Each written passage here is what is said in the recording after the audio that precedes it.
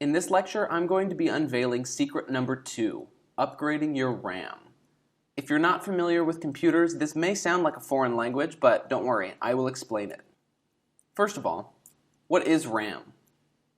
RAM are memory chips that are inside your computer that help your computer to multitask better.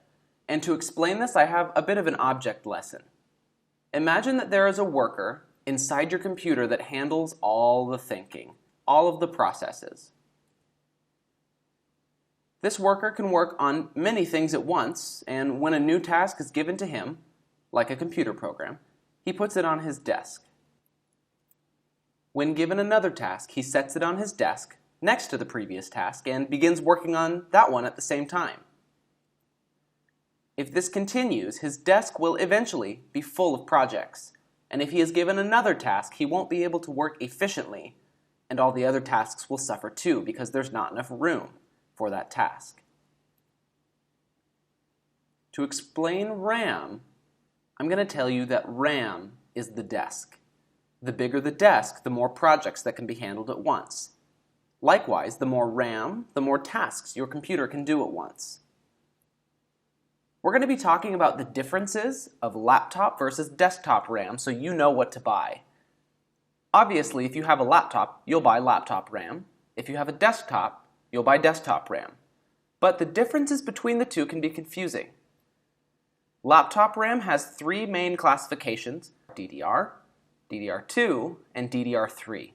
Although you will probably only use DDR2 or DDR3. It's been a while since people have used DDR RAM in laptops. DDR has a speed of 400 MHz, 200 pins, and is used mostly in really old laptops. DDR2 RAM has a speed of 800 MHz, also has 200 pins, and is really difficult to tell apart from DDR RAM. One way that you can tell is by reading the label. If you look at the picture of DDR RAM, you'll notice that it says DDR 333 MHz. If it was DDR2, it would say DDR2. The final type of RAM is the most current type of RAM that you can get today, DDR3. It has a speed of 1066 MHz and it has 204 pins. What sets it apart is that the notch in the bottom of the RAM is on the opposite side of the RAM chip, and it's a little bit further in from the far side. When in doubt, read the label.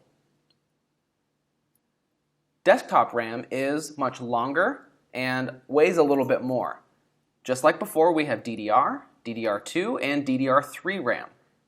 They operate at the same speeds, but it's not exclusive. Some DDR RAM operates at 333 MHz. Some DDR2 RAM runs at 600 MHz. It all depends on what you want, but the more megahertz your RAM has, usually the faster it operates. Some of you might be wondering, where can I even buy RAM? And I'm excited to tell you about Newegg.com. Newegg is like the Amazon of computer parts. They usually have great prices, and that's where I bought a few computer parts when I needed them. Another great option that not a lot of people think about is eBay. I've purchased tons of new RAM off of eBay, and I've had great success. I restored my dad's computer to one that barely functioned and froze up a lot to one that worked flawlessly and smoothly by upgrading his RAM.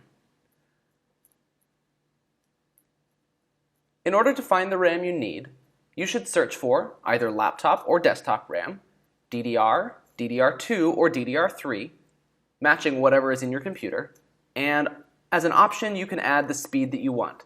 So in the example, I typed laptop RAM, DDR3, 1066 MHz. When you search for that, you'll see lots of results from a lot of different companies. There are actually quite a few companies that make RAM. Don't worry. It's okay to go with the highly rated ones, but you'll probably pay a little bit more. In my experience, I've always gone with the no-name brands. And even though they don't look as nice and they don't have that brand name, they work the same way. Some of you may be wondering how much RAM you should need as well. My recommendation is that most computers today should have about 4 GB of RAM. Some people might think that sounds like a lot, but I think it's better to be secure for the future than to upgrade a little bit and then have to upgrade later. How to install RAM? It's a good question. My challenge for you is to use some of the skills you'll learn in Section 4 to harness the power of YouTube and teach yourself to install RAM in your computer. But don't worry, it's really easy.